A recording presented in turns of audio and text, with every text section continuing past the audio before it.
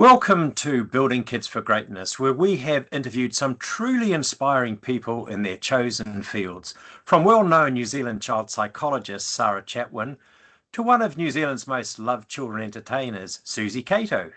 And each conversation is designed to help parents raise confident, capable and thriving children. Today's guest brings an unique perspective. Dr Karina McHardy has achieved at the highest levels, graduating top of her medical class at Auckland University, completing both a master's and PhD at Oxford University, working with the World Health Organization, and holding senior leadership roles in health here in New Zealand. But one of her greatest learnings didn't come from medicine or public health. It came from motherhood. Karina is a mother of twins, and when one of her children was diagnosed with autism at just 19 months old, she began a different journey. Not just understanding autism, but understanding her son, his strengths, his interests, and how he experiences the world. Karina has also published a book called All In, A Mother's Journey Through Autism, which will hold some great gems for parents with a child who may be neurodivergent. Today we'll talk about what that journey taught her about parenting, avoiding comparison, supporting children as individuals, and helping every child build confidence through and thrive through their own journey. Karina, welcome to Building Kids for Greatness. Hi, Alan. Thank you so much for having me, and thank you so much for such a generous introduction. Such a pleasure to be here. Thank you. Karina, you've spoken about learning not just about autism, but about your son himself. What changed when you shifted from understanding the diagnosis to understanding the child? Oh, that's a big question. I think there are so many layers to the response there. I think I'll start by saying the learning never stops. And isn't that a wonderful thing? One of the most powerful learnings and tools that's guided me on this journey has been the principle of seeing the child, not the label. Labels can be complicated things. They exist for a reason and they can be really helpful. And something I've learned is that they can also be really limiting, because a label can never capture the richness and depth and the evolution that all of us experience, and especially in children. You know, it's a spectacular time of growth and development, especially in those early years, and Yes. Trying to capture that within one frame, I would say, is impossible. So looking beyond labels to see who my child is and can be has been really transformational for me in the approach. And I think one of the biggest learnings I've had is that when children are understood and supported for who they truly are, rather than being reduced to a label or pushed into some narrow template, really incredible things can unfold. So Max, it's a pseudonym. I use it to protect the privacy of my children, but in public, I call my son Max. He's really reminded all of our family that there's no one way to be a child. He and his sister, they're growing up in a home where difference is celebrated, not edited. And I think that that's a really beautiful thing. And then the other thing I'd say is perhaps that Max has taught me to meet children where they are, and not necessarily where we expect them to be. And that, I think, is a learning that really applies for us as parents too. It's very much an understanding of the child at their level. And I think what you say, labels can limit, and not even with neurodivergent children, but labels on anything, like he's stupid or he can't do that, or he's dumb or she's dumb, or those labels have a major impact on children. And if you go beyond the label to actually the child themselves, they have so much potential and possibilities. Every child does. Absolutely. And I think so many of the binary frames that exist around, say, for example, autism, they're often too blunt to be useful in real life. So I encountered a lot of different competing ideologies, and whether that was, that autism is a superpower or autism is a disability, that's one example of these really distinct kind of black and white frames that exist. Or people talk about being child-led or being parent-led. And those ways of thinking, they can suck up a lot of your time and a lot of your energy.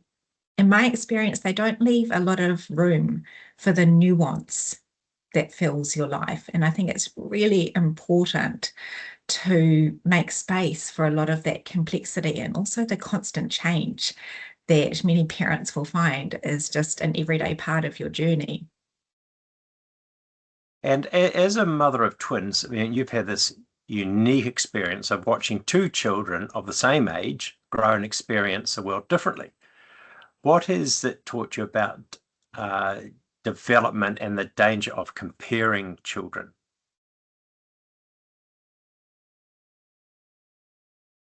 Yeah, I think I'd start by saying comparison is the thief of joy. And again, that comes back to seeing and valuing the child for who they are and not who we expect them to be. And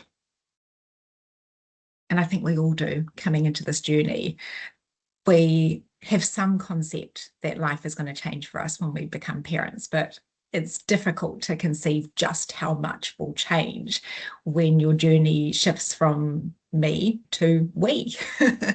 And I kind of knew that my life was going to be turned upside down, but I didn't understand that it was going to be turned upside down and turned inside out and then thrust spinning in all these different directions. And in many ways, life became unrecognizable to me. And the parenting journey, any preconceptions I might have had, more often than not, they were misconceptions. So that was pretty powerful.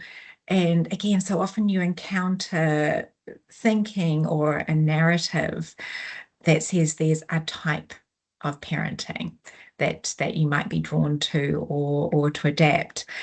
And that just didn't hold true for us in our lives at all, because I had such vastly different children who needed such different things from me, often in the same moment. So the idea of being a parent quickly got blown out of the water because it just wasn't realistic. It didn't meet us where we were in our lives.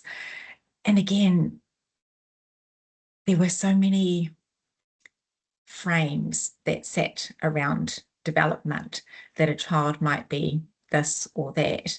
And my experience was often that both of my children were all of those things, sometimes at once. And so thinking that I could take one approach or follow one path was something I had to really quickly evolve out of. And yeah, one of my big takeaways and something that I really try and instill in my children now is that equal doesn't mean identical. So I had this unique experience where I wasn't parenting consecutively, I was parenting simultaneously.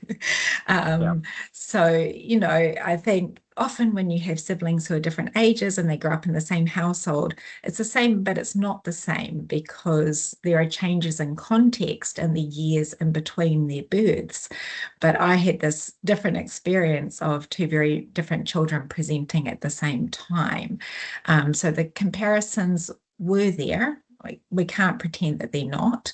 And people often looked for explainers for why they were there, and it was often reduced to girls are different to boys. I have boy-girl twins, and I was told that boys simply develop differently. And I think it's at that point in the story that I really realized also the importance of trusting my gut in this journey, because I was getting all kinds of professional advice around what to do and how to interpret what I was seeing. And I knew somewhere viscerally that the advice wasn't quite right for my child. I knew that I was sitting on something that actually I couldn't wait and see. I had to act because I could feel that one child was developing so differently to the other that waiting and seeing might mean a changed future for him. And so I was very pleased that I did follow that instinct. And I think, I mean, we talk about mother's instinct anyway, and I think that raising children, as you said, simultaneously as opposed to consecutively, is a credit to what you're able to do. I mean, I have 3 boys, all different ages, and each child is actually different, so it actually needed a different way of talking with them, teaching them, and leading by example. However, I had the luxury, I suppose, of time, whereas you didn't. And I think what you have managed to achieve is just fantastic. And I think the really important thing is that you're understanding each child is different, and there's not that comparison, and you're working along with that child as to what they require. You said your goal was to honour your son's neurodivergence while helping him feel safe, regulated, and able to grow. What did that balance look like in everyday life? And I'm sure that it's still continuing on a daily basis like that.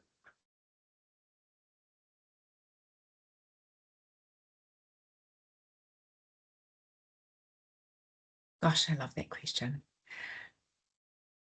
Very early on, I made a distinction between challenges and differences. So for me, challenges were something that even in a perfectly understanding and perfectly inclusive world would still be an issue for my son. They were the things that created unhelpful barriers, that perhaps presented a risk or caused distress for him. Whereas differences were just that. They were differences in his way of seeing and experiencing the world. And those differences are him. They're integral to who he is. And it was absolutely critical to me to honour that, to preserve it, to nurture it. And so making that distinction was really important.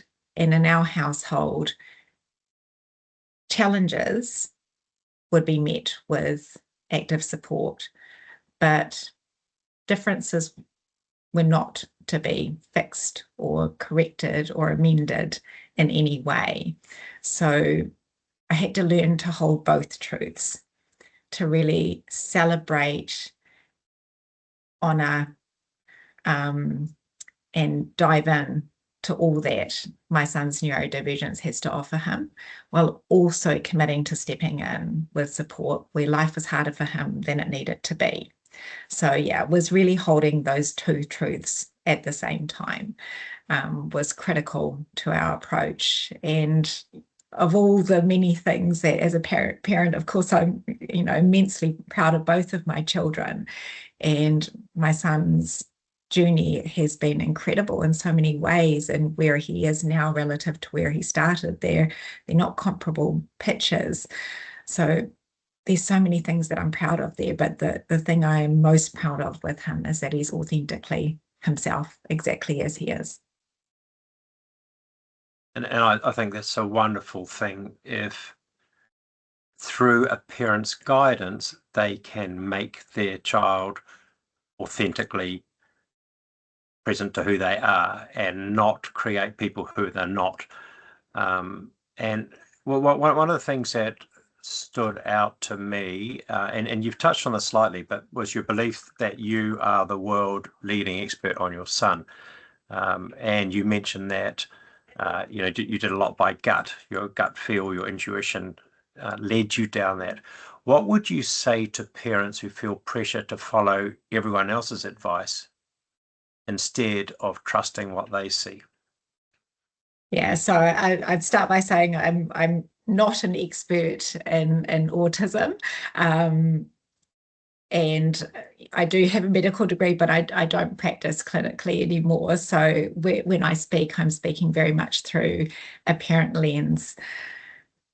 One of my greatest learnings has been that there is no one right path.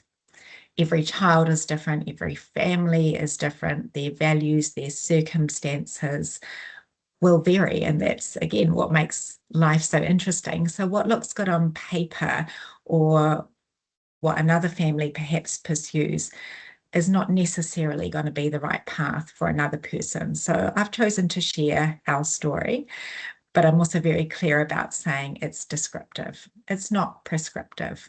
I don't believe that there is any one truth or any one path, and that's fundamentally because everyone is different. And unless you're adapting to unique circumstances and unique needs, you're not going to get it right for your child. So it is very much about seeing them, seeing their strengths, their interests, and understanding in the deepest possible ways their unique ways of experiencing the world. When we were able to do that for Max, that's when he thrived. I also would want to be very clear, though, it wasn't just about following my gut. My gut was incredibly important in this journey. But as a parent, you're making big, consequential decisions all of the time. And what really helped me in that is having some parameters, having some boundaries around it. So one of the things I committed to very early on was, where possible, that I would follow best practice evidence.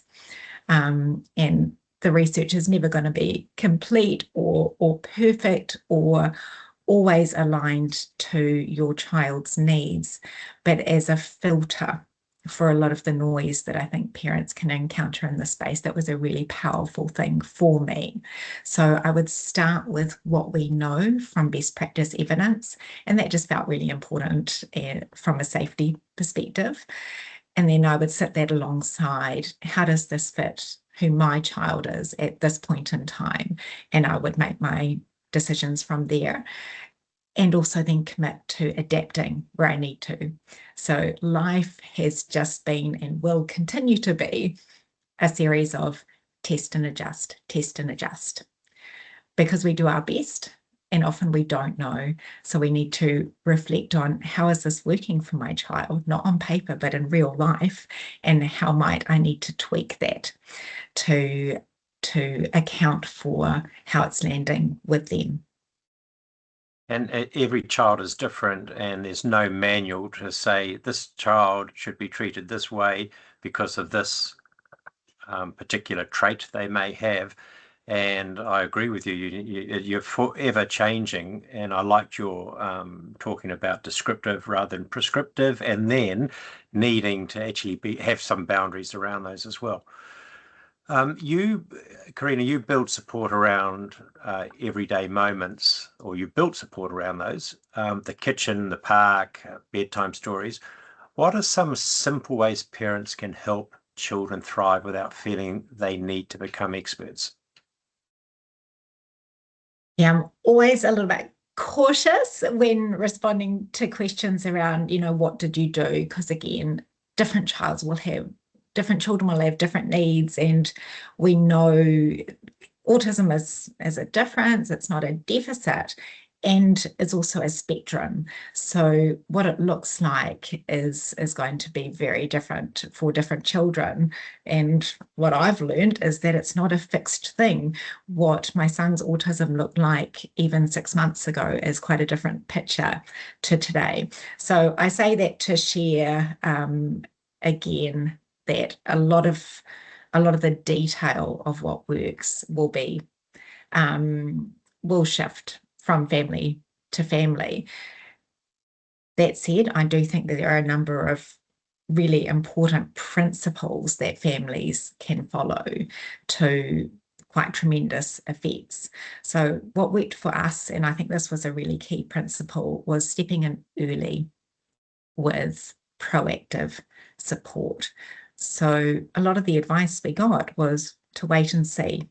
We got the message that we were just anxious first-time parents and, you know, she'll be right, mate, almost type messaging. And that didn't sit with us because I could see a child who was struggling now. So stepping in with early support is something I would always advocate for, and that was life-changing for my son. I started by really understanding him, and that was looking beyond what the diagnosis told me to see all of my child. And, you know, the diagnosis told me that he had 4 challenges, but that list didn't capture what was going on for him in terms of his sleep or his anxiety. He had really significant issues with his coordination. And for a time, he really struggled with physical pain as well. There are some things going on for him in that space. And had we not seen all of that and stepped in to also account for some of those things that didn't fall under the diagnostic label, I don't think that the approach would have been as successful as it was for him. So we built a multidisciplinary team around him, and we were really fortunate that we were able to do that. He had complex needs, so they couldn't be met by any one person, certainly not just by me. And that was really important. But as you said, alongside that, we built in a lot of everyday strategies, just into his daily routines. He was a toddler when he was diagnosed, and the last thing you want to do is overwhelm a child. When a child's overwhelmed, they can't access their memory, their language, their executive function. They're just in survival mode. So all the time you're running what I call constant mental air traffic around what's going on for your child, and the physical space, the mental space, the social space, the sensory space. We were taking account of all of that, and just trying to build in simple techniques around connection, communication, engagement, and for him very much around regulation into those daily routines, like meal times. So how we sat across from him, supporting eye contact so that he could see our face as we communicated with him. And it just promoted a situation of what, you know, for example, speech language therapists will call serve and return. So giving to the child and encouraging a response back from them. So that was really critical. There's so many fantastic strategies that you've come up with, and a lot of it's through intuition and really being on that same wavelength with your child, which again is not just something everyday parents think about. They don't have to think about. And I think what you've done is, and what you can share, what you are sharing with parents who have children who may be neurodivergent or have learning challenges, is just wonderful. So it's really getting to know their child, I think, is one of the key things. Social confidence can look different for every child. What have you learned about helping children connect and build relationships in ways that may be authentic to them? Start probably by coming back to what I said earlier, is that some of those preconceptions often end up being misconceptions. So I came at this as a new parent, but also as someone who is wired differently to my son. So my way of looking at it wasn't necessarily his way. So some of the learning I had to do was the unlearning of what I thought I knew, and removing some of the expectations around what the steps would be and how long it would take, and whether it was going to be one of those journeys where, you know, one step happens after the other. oftentimes that wasn't what life looked like for us. It was 2 steps sideways, maybe 3 in reverse, at a somersault. So it was challenging to let go of some of what I thought I knew from parenting books and from fellow parents, what they were learning on their journey. And I think that one of the challenges we have is to release some of the assumptions around what it's going to look like, and really, as much as you can, step into the shoes of your child and understand how they are experiencing the world and thinking differently about how we need to account for that. So that can all sound quite abstract and overwhelming. And I imagine that there are parents sitting there thinking, where do I start? And what I'd say is start at the end. That was really helpful for us. And when I say start at the end, I mean define your goal. Know what you are looking to achieve. And then you can work backwards from there to understand what are the different steps that we need to pursue to get to that end point. And you just take them one at a time in your child's time. And for us, it was often a case of spending some time reinforcing a step, knowing when my child was ready to take the next step. And so much of that just comes down to following their lead. But the persistence was really critical. But persistence doesn't always help you unless you know where you're going. So defining goals is really critical. And a lot of what we've talked about are things that you would be doing on a daily basis in home. Now, many children go through early learning centres, and what, from your experience, do educators in early learning centres do that makes children and families feel truly understood and supported? Because there is a sort of that there's more involved with a teacher to look after a child or to help a child develop. How have you found that? Did your child go through an early learning centre? Did he have the support? So yes and yes. Thank you. A couple of things that I think I'd like to speak to there. One is around how we chose the centre, because I think that highlights what was really important for our family. And then I think another really interesting area to cover, and this is where huge opportunity sits, I think, is around how we understand inclusion, not as a tick box exercise, but really around belonging.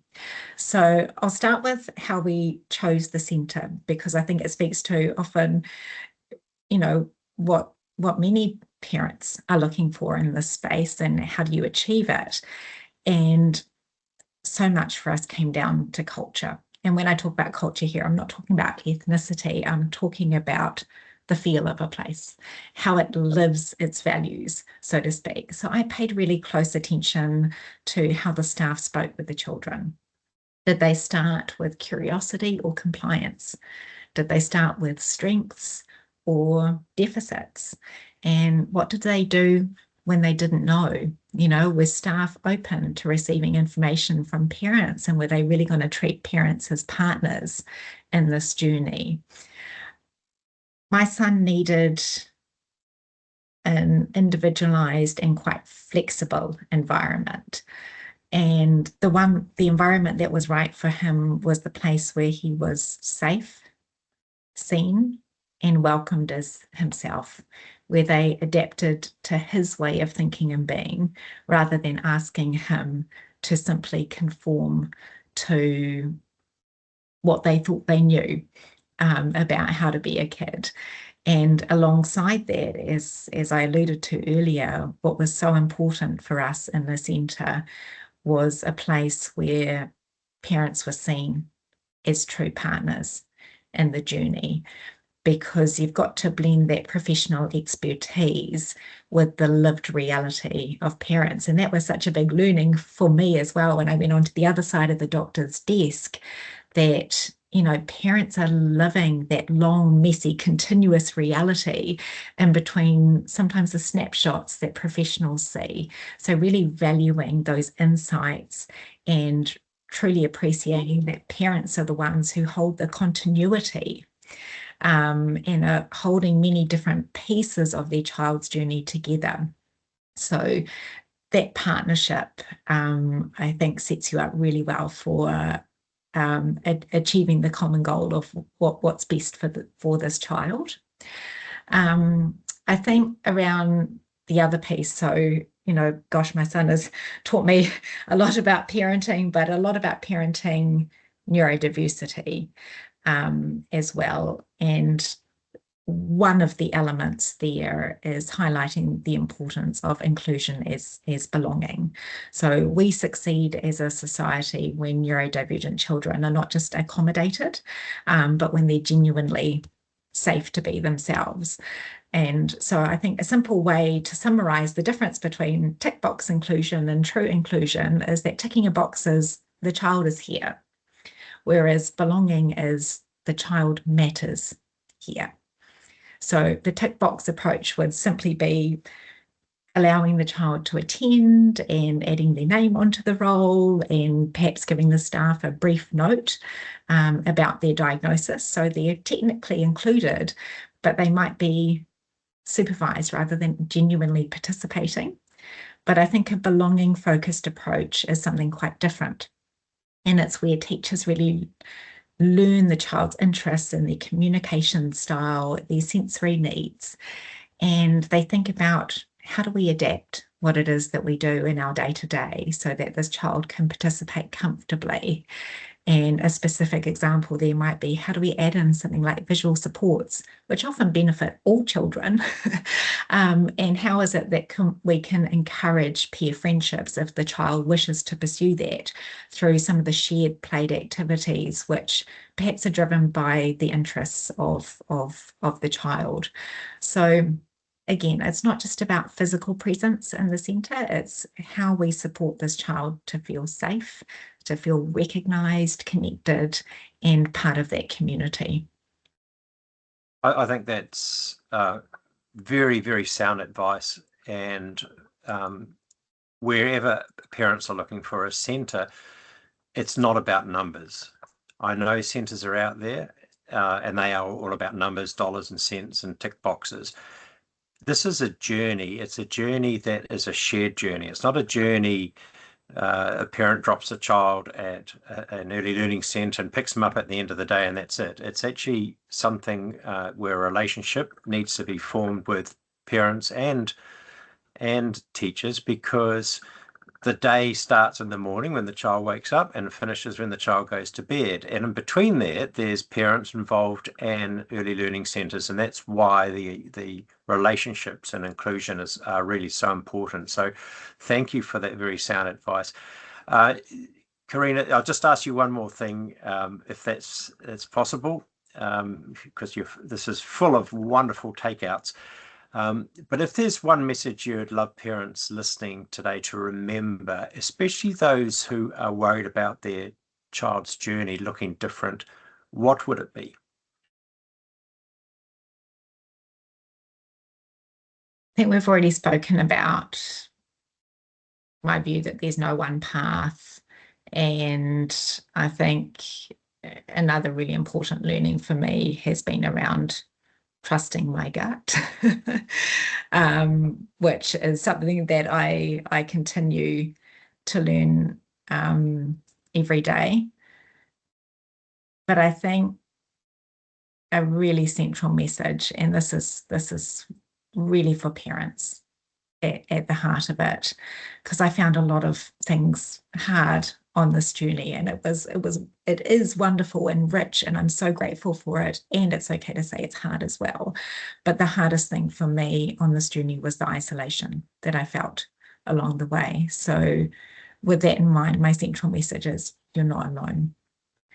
And it's very easy to feel alone when you are supporting difference, and when sometimes your child just needs more from you and of you, and they need more to be able to thrive on their own terms. But you're not alone, and I think that that is a really powerful thing. Those are great words of wisdom, Karina, and I know what you have spoken about will resonate with so many parents, even whether they have a neurodivergent child or not. You should never be alone in the journey. The support is there. This is as I said before, it's a journey where parents and early learning centres should walk together, because we want the very best for a child and how they develop.